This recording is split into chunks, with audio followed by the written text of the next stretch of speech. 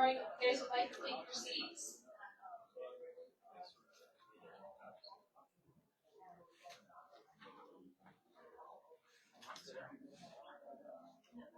This is Kate Bergeron with the Branch Herald. This is the 2025 District 1 Candidate Forum. We are still getting settled, so everybody on Facebook can be ready. And it looks like we have a packed house today. You guys can't see that. This is a new time using this microphone. Our candidates, Lilia Martinez and Lupe Gonzalez, both have microphones on specifically for the camera and the phone.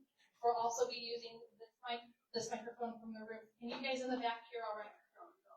Is it too loud? No. Okay. Double checking. Look at that new technology and looking.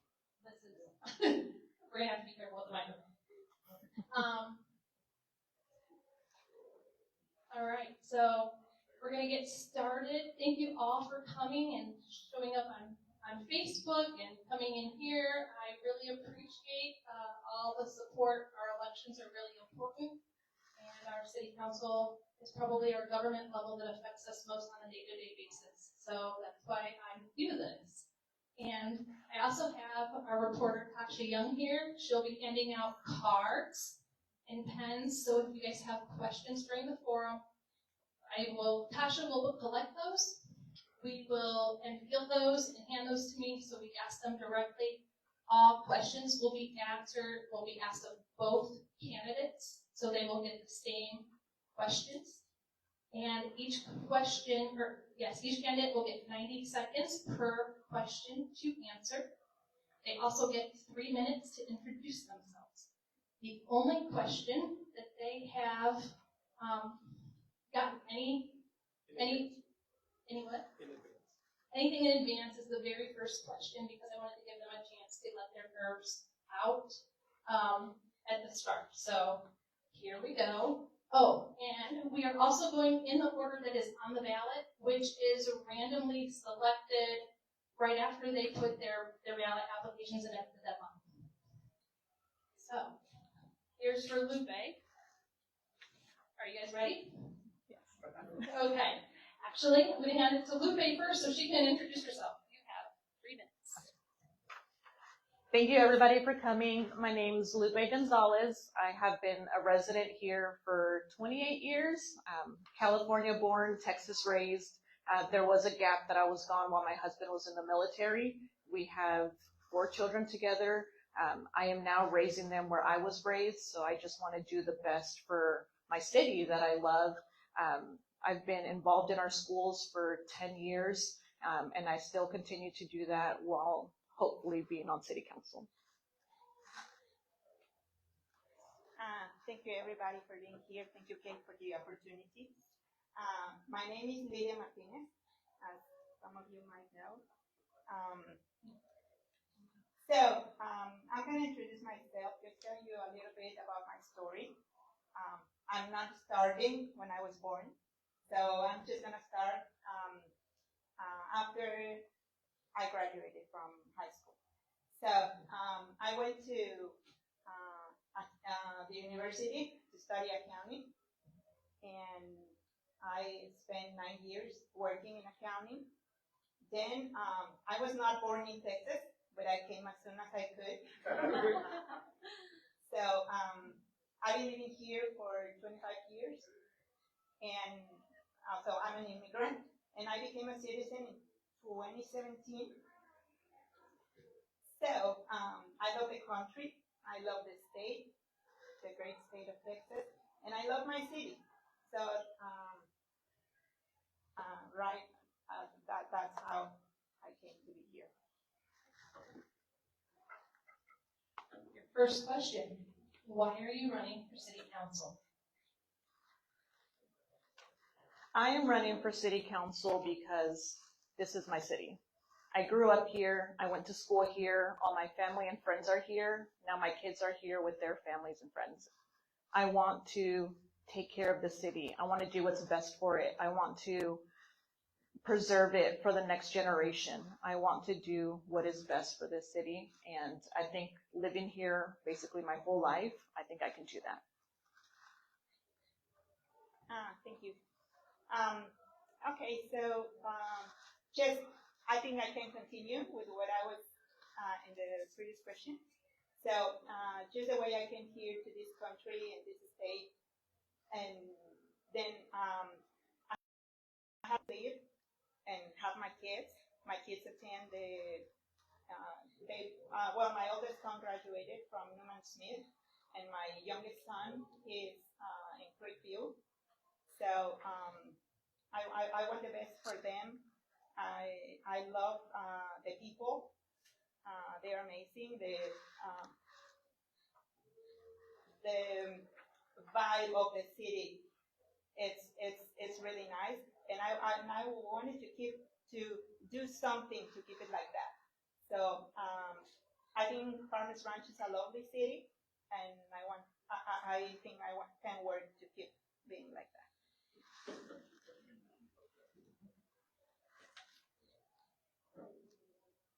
What is something you've learned from your experience that you think will help you be successful as a city council member? So I've been a part of our Farmers Branch Elementary PTA for 10 years, and I've had many roles on that PTA board. I've had to learn to take no as an answer. I've had to learn to delegate projects that I had. I have to learn to work with other people that come from different backgrounds, and that has shaped me to become a better person and to learn that it's okay to learn from others and to take advice and opinions. So I feel like I can take that to city council, and even though I may not agree or they may not agree with me, we still have to work together to do what's best for the city. Thank you. Can you repeat the question? What is something you have learned from your experience that you think will help you be successful as a city council member? Okay, well, I think I bring decades of experience, starting with my 9 years that I spent in accounting. During those 9 years in accounting, I worked from junior accountant to general manager, and anything in between, payables, checks, all kind of roles in the accounting. So I think I can bring that experience. I also I had my kids in school, and I also homeschool my kids for five years each kid. So you learn a lot of things when you do that. Don't do it if you don't have to. But I have also done some great things that I volunteered in the library to give GED classes. I volunteered like some years too in the Boy Scouts of America, and all those in youth as a youth leader too. So I think all those leadership roles can help you to do all kind of things for this role.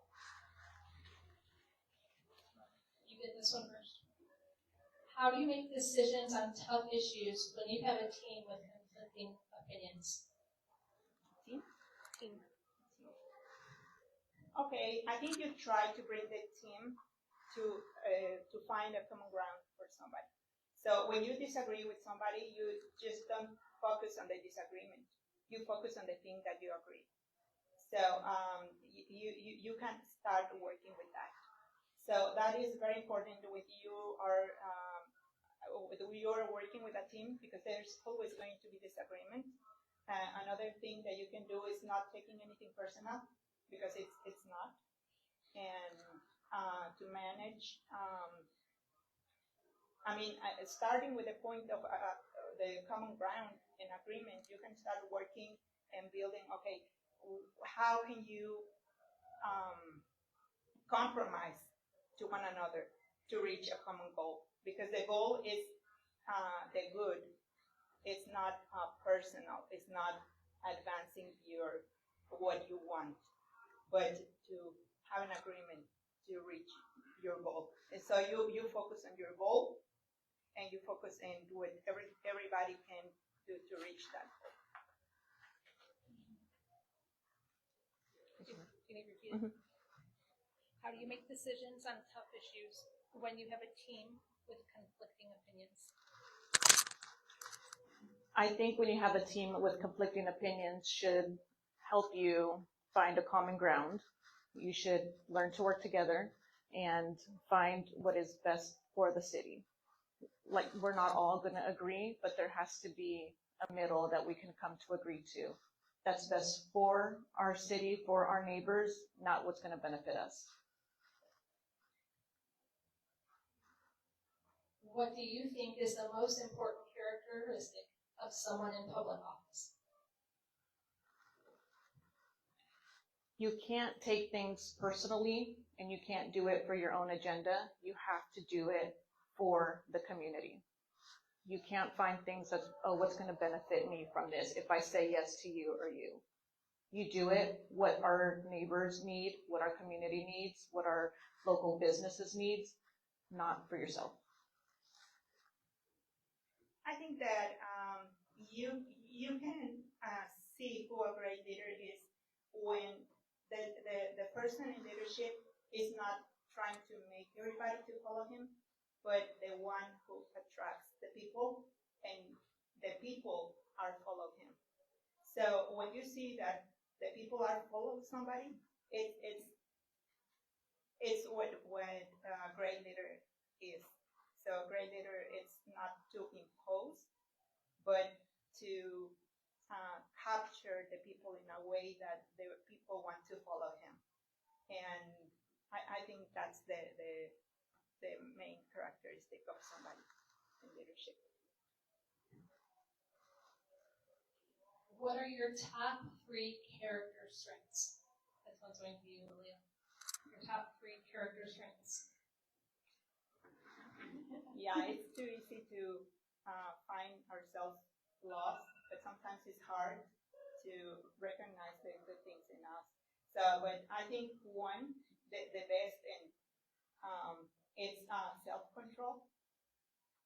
When you have that, you have half of the win, and you can do great things because you're not going to be swayed for emotions. You're not going to be swayed for manipulation or for anything else. So it proves just the strength in your character, and it proves, so that would be the second, the strength. And I will go with the third. I will say consistency. And I learned a lot about this when I was, I went from couch potato to half a marathon in a year. So I learned what consistency is. You cannot slow down. You cannot quit. You have to keep going if you want to reach your goal. So that I think it would be the third one, consistency.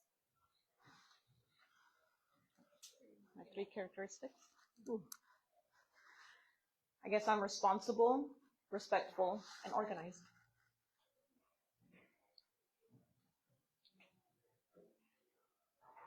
Leaders who were here at the turn of the millennium might be surprised to see how Farmers Ranch has changed since that time. If you were put 25 years in the future, what would you like to see in Farmers Ranch? I would like to see more local businesses, and I want to keep our parks and our green areas because that's what we are, a city in the park. Okay, so that would put me in 2050, and I'm not gonna say flying cars because that has been proven wrong. So I think I would like to find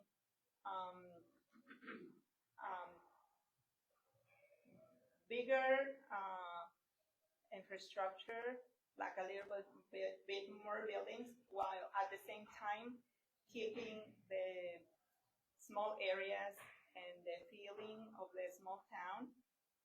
So to say, oh, wow, look how modern this city is, but what great of a small town feeling it has.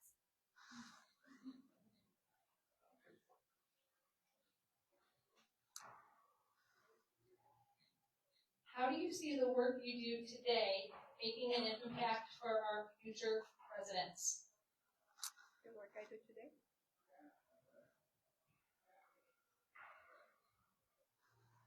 The work I do. The work you do today. As a city council member, if you're on city council. Oh, okay. Yeah. Well, I think that you always have to focus on what your decisions today are going to impact in the future, because sometimes you find out that that wouldn't happen if that decision would, but 20 years ago they take the decision to do this zoning, and now look, this building is here and it's whatever. So I think that you should always think like, how is this going to affect like far ahead in the future, and keeping in mind that I want my kids and my grandkids and whatever number of generations to be here and to be happy and to say, oh, my mom did this, or my mom did not allow to do this. So I think that it could be a big impact, depending on what it is. But I think that you always have to think that how much this is going to impact in the future. How do you see the work you would do today making an impact for the future residents?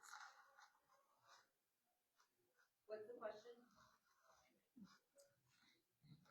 How do you see the work you would do today making an impact for the future residents? The work I do today, I kind of already do it at a elementary level.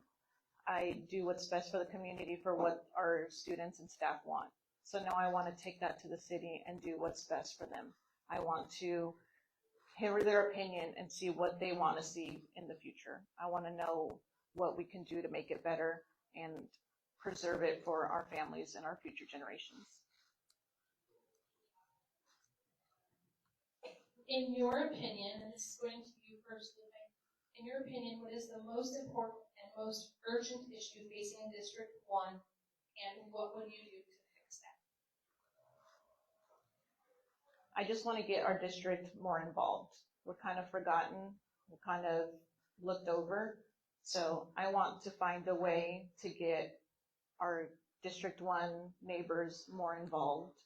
I'm not exactly sure what that could be at the moment, but I do want to go out and survey, even if I'm door knocking again, to find out how I can get them involved and through those city hall doors to find out, so they can be more informed about what's going on.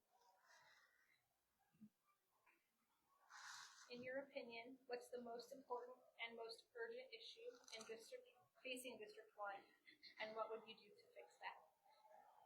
Okay, I think the most urgent issue in District 1 would be the aging infrastructure, because I mean it's kind of it's kind of all there if you've been in District 1. So I think that we need to focus on the maintenance and the proactive updates in the infrastructure, either it's the streets, the water pipes, the sewer, drainage, all those things, because we don't want to wait until something urgent happens and then try to remedy. So we have, I think it would be to be proactive in the infrastructure maintenance. This one's for you, Lilia. First, what are your thoughts about the Builders of Hope programs? How have the Porches of Valwood projects been received by those you've talked to in District 1? Okay, I think it's a great program because, I mean, we don't want to see Farmers Ranch like Detroit, right? So I think you demo and rebuild, and it was a great idea, and it was great that the city was able to do this. And I think I haven't seen anybody saying that it was a bad idea. So everybody likes those houses. They think they do great. They're doing a great job, and the program is great. I mean, if you qualify for it, I wish I would. So it's great. I think the council did a great job bringing that program to our city. I had the pleasure of attending the Builders of Hope meeting, so that was very informative, and not realizing that there was two separate programs to it. So I think it's really great that it's here to keep our families have access to affordable housing. So I'm really glad that that's here, and I think it's a great program. Hopefully we can get more lots. Lupe, we're going to get you back first. What do you think a city council member's role is in bringing business to Farmers Branch?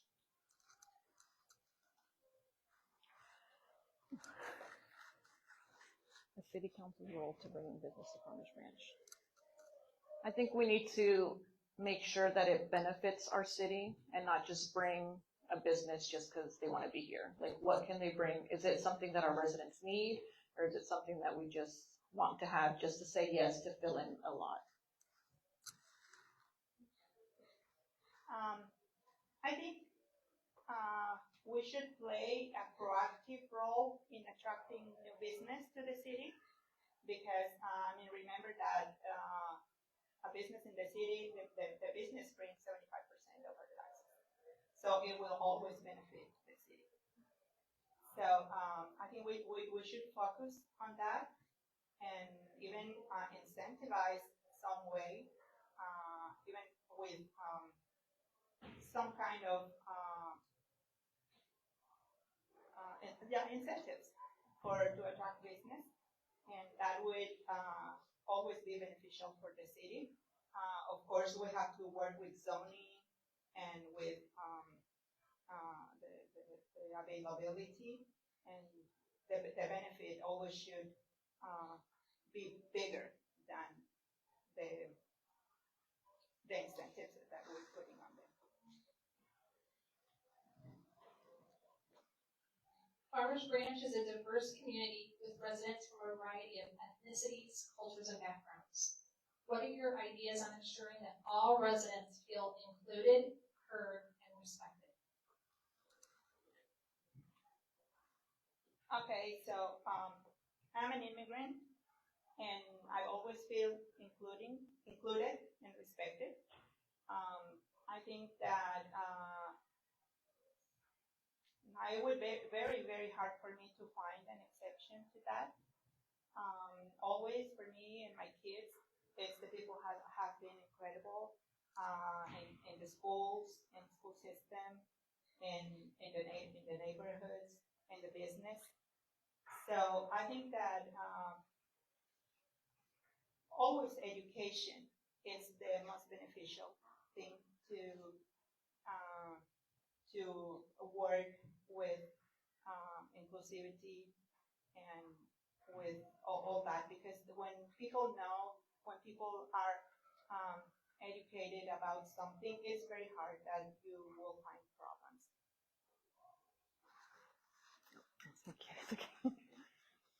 I think the city's done a great job at keeping everybody included. I really love that they started that multicultural event, so I think that's a great start, and hopefully we can maybe make that event bigger and see what else we can bring to our neighbors. How will you handle disagreements between residents regarding growth and development projects in their neighborhood? We're not going to make everybody happy. We're not going to do that, but we can do what's going to benefit the majority of them. And it's going to be very hard, and we're going to have to swallow our pride and do what's best for them, what they want. I'm going to have to agree, not something that I'm copying her. But yeah, I think that the disagreements, you can try to work with the people and try to tell them what would be the benefit versus the pros and cons. So that hopefully they can be more in agreement of what they don't want or what they don't like, and trying to make sure that is the better for the city, and not just to please one group of people that want something. But I think, information and transparency will make pretty much everybody happy.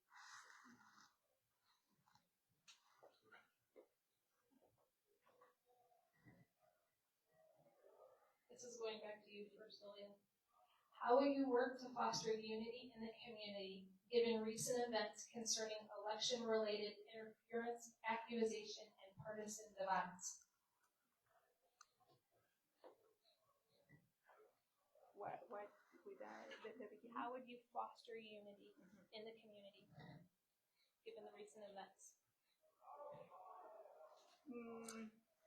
Well, I think it comes back to the last thing that I mentioned, that it's the information, the transparency, and the accountability. I think when somebody